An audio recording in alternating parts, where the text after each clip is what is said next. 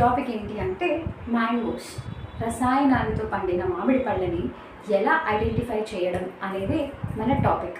So topic మీద ఒక అవగాహన వచ్చే ఉంటుంది. సో నిజంగా మనం మన పిల్లలకి మ్యాంగోస్ కదా, సీజన్ కదా, చాలా హెల్దీ కదా అని పెడుతుంటాం, కానీ రియాలిటీలో హెల్దీ కాదండి. చాలా అంటే చాలా డేంజరస్ హెల్త్కి.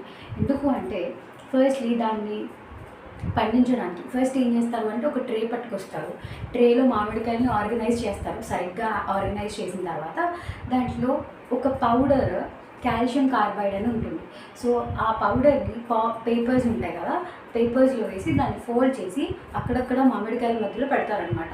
సో అలా పెట్టడం వల్ల మామిడికాయలు అనేవి పండిపోతాయి.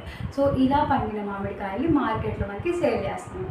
ఇక్కడ వచ్చిన ప్రాబ్లం ఏంటి అంటే ఆ పళ్ళని ఎలా డిటెక్ట్ చేయాలి, మనం ఎలా ఫైండ్ అవుట్ చేయాలి ఆ పళ్ళని అని చెప్పి మన డౌట్.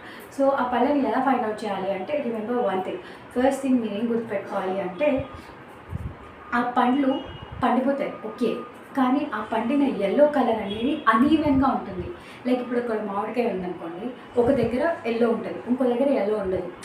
మీకు వైటిష్గా కనిపిస్తుంటుంది ఆ ఏరియా, ఎల్లో వైటిష్గా ఉంటూ ఉంటుంది ఆ పండు.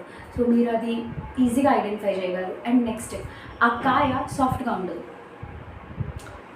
గట్టిగా ఉంటుంది. యూజువల్లీ మనకి నార్మల్గా పండిపోయిన మామిడికాయలు ఎలా ఉంటాయంటే మెత్తగా ఉంటాయి, ఇలా పట్టుకుంటే డ్యామేజ్ అయిపోతాయేమో అన్న భయం ఉంటుంది మనకి.